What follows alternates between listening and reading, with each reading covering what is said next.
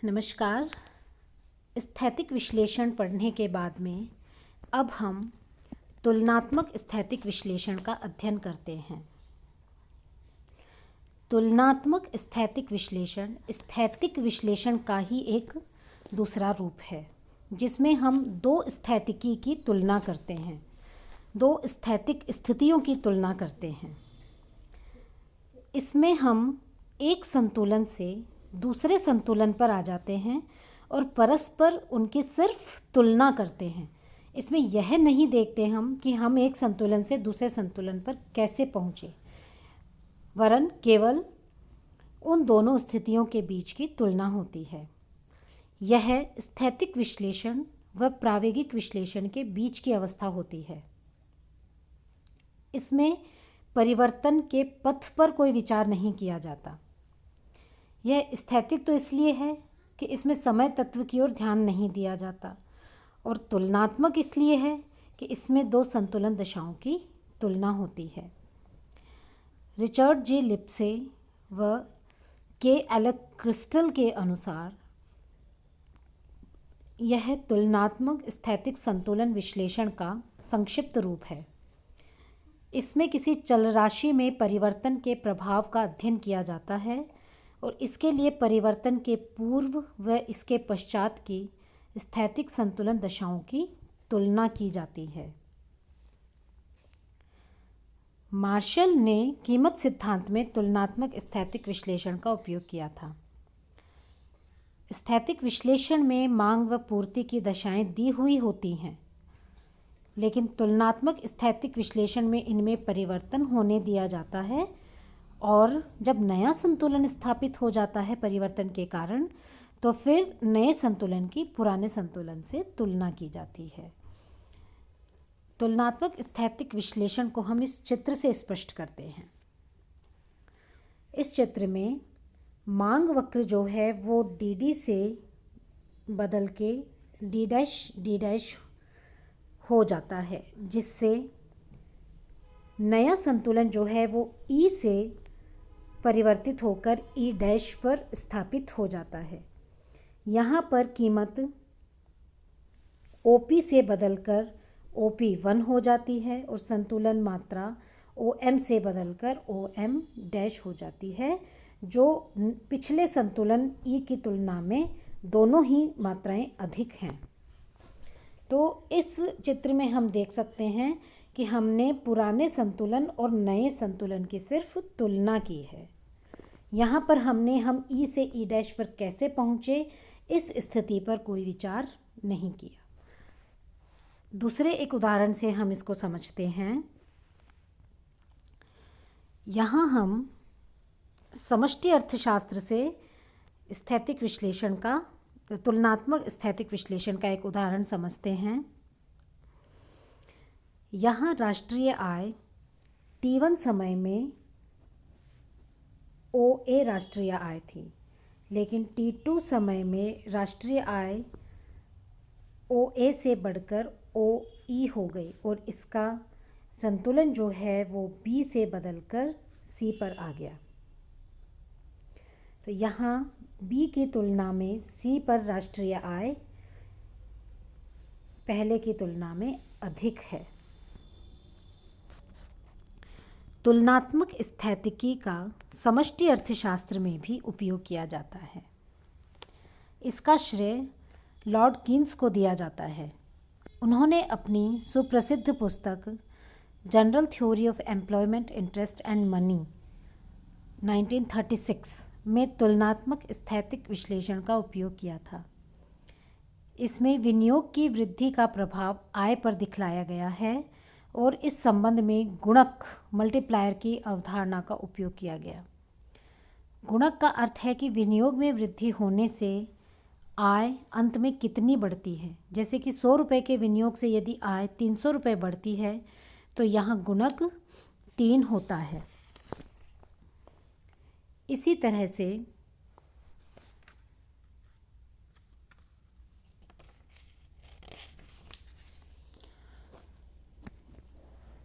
कोई उद्यमी विनियोग संबंधी निर्णय लेते समय भविष्य की मांग के अनुमानों से भी प्रभावित होते हैं। इस प्रकार प्रावेगिक अर्थशास्त्र में विभिन्न राशियों में भूत, वर्तमान व भविष्य के संदर्भ में अध्ययन किया जाता है। प्रावेगिक विश्लेषण जो है वो अधिक व्यावहारिक और वास्तविक होता है, अतः इसका इन दिनों महत्व जो है दिनों दिन बढ़ता जा रहा है। आर्थिक नियोजन के अपनाए जाने से समग्र अर्थशास्त्र और प्रावेगिक अर्थशास्त्र दोनों को काफ़ी बढ़ावा मिला है। यहाँ पूर्व वर्णित मांग व पूर्ति वक्रों के संदर्भ में प्रावेगिक विश्लेषण को हम स्पष्ट करते हैं। इस मांग वक्र में हम प्रावेगिक विश्लेषण को यदि स्पष्ट करें तो हम इस तरह के एक तंतु जाल का अध्ययन करेंगे। तंतु जाल का मतलब कॉबवेब, जो इस तरह से ये जो लाइन हमें दिख रही है इस तरह से, इसे हमने कॉबवेब कहा है।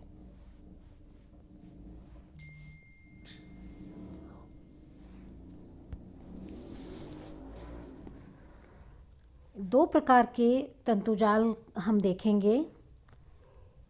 पहले प्रकार का तंतुजाल जो इस चित्र में दिख रहा है, पहले प्रकार का ये जो कॉबवेब मॉडल है, इसको हम स्थिर स्टेबल कॉबवेब कहते हैं।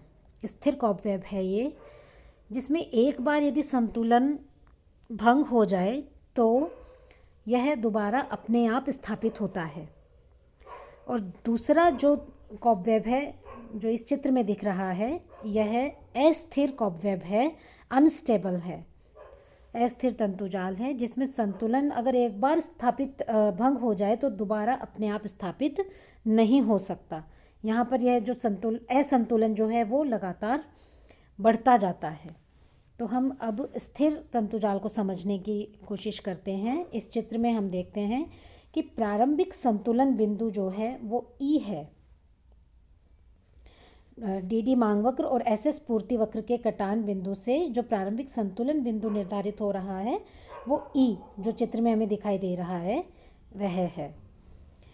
अब मान लीजिए कि किसी कारण से पूर्ति घटकर OQ1 पर आ जाती है, OQ से OQ1 पर आ जाती है यहाँ पर, ठीक है। तो फिर तुरंत जो कीमत है, अब क्योंकि पूर्ति घट गई है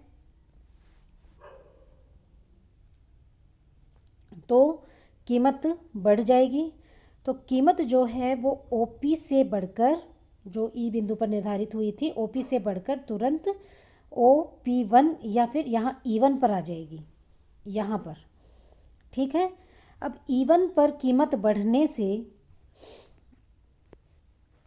उत्पादक जो हैं वो प्रभावित होंगे, उनको बढ़ी हुई कीमत पर ज़्यादा लाभ दिखाई देगा, तो वो पूर्ति की मात्रा को बढ़ाकर F2 पर लाने का प्रयास करेंगे, F2 पर ले आएंगे। अब पूर्ति के बढ़ने से वापस कीमत गिरेगी, ठीक है। कीमत गिरकर E2 पर आ जाएगी। फिर अगली अवधि में कीमत यहाँ गिर गई, तो कीमत गिरने से जो उत्पादन पूर्ति करता है वो गिरी हुई कीमत से चिंतित होकर पूर्ति को घटाकर F3 पर ले आएंगे। पूर्ति घट जाएगी तो कीमत वापस बढ़कर E3 हो जाएगी। कीमत बढ़ने से पूर्तिकर्ता वापस पूर्ति को बढ़ाकर इस बिंदु पर ले आएंगे और फिर पूर्ति बढ़ने से वापस कीमत गिरेगी। कीमत के गिरने से पूर्ति कम होगी, पूर्ति के कम होने से वापस कीमत बढ़ेगी, फिर वापस पूर्ति को बढ़ाया जाएगा बढ़ी हुई कीमत पर। इस तरह चलते चलते यह बिंदु अंत में ई बिंदु पर वापस पहुंच जाएगा, जो संतुलन बिंदु है। तो यह एक अगर भंग भी हो जाए तो यह अपने आप घूमता हुआ वापस जो है अपने प्रारंभिक संतुलन बिंदु ई पर पहुंच जाएगा।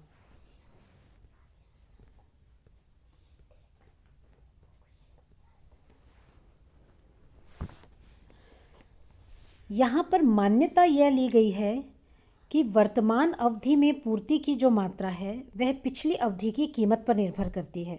क्योंकि यह प्रावेगिक विश्लेषण है, इसमें दो समयावधि में चरों में संबंध स्थापित किया जाता है, तो जो वर्तमान पूर्ति है वह पिछली कीमत पर डिपेंड करती है, ठीक है ना। यानी और जो मांग है वो वर्तमान मांग जो है वो वर्तमान कीमत पर ही डिपेंड करेगी, निर्भर करेगी।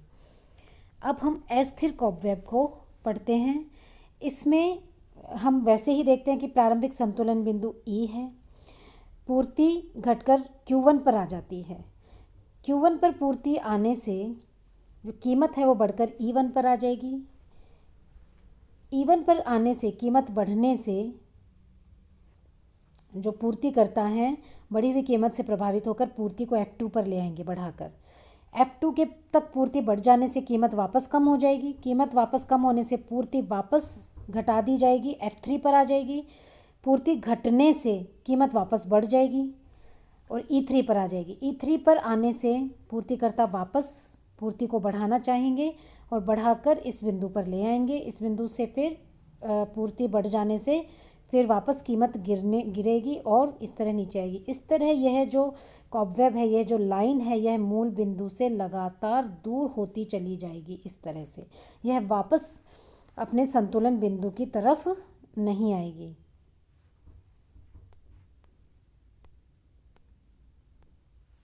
इस संतुलन बिंदु की तरफ नहीं आएगी, यह संतुलन बिंदु से लगातार दूर होती जाएगी।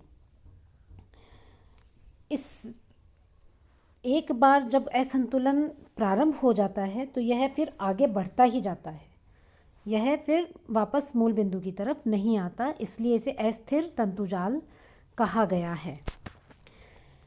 प्रावेगिक विश्लेषण की कुछ कठिनाइयां हैं। इसमें हम अन्य बातें समान रहने वाला जो वाक्यांश है उसका प्रयोग नहीं करते और समय तत्व इसमें प्रवेश कर जाता है। समय तत्व प्रवेश करने के बाद में फिर इसके लिए हमें उच्च स्तरीय गणित का प्रयोग करना पड़ता है, जो अर्थशास्त्र के कुछ विद्यार्थियों के लिए जटिल हो सकता है। फ्रिश के दृष्टिकोण के अनुसार प्रावेगिक विश्लेषण में चल राशियों का परस्पर संबंध विभिन्न समयों के अनुसार होने के कारण इसमें अंतर समीकरणों का उपयोग बढ़ जाता है तथा हेरड के दृष्टिकोण के अनुसार चल राशियों के परिवर्तन की दरों का प्रयोग होने से इसमें अवकल समीकरण का उपयोग बढ़ जाता है। प्रावेगिक विश्लेषण का अब निरंतर विकास होता जा रहा है आधुनिक समय में और इसमें उत्तरोत्तर गणित का प्रयोग बढ़ता ही जा रहा है। आर्थिक विकास क्योंकि समय तत्व को लिए हुए होता है, इसलिए आर्थिक विकास के अध्ययन में प्रावेगिक विश्लेषण जो है वो लगातार ज़्यादा लोकप्रिय होता जा रहा है।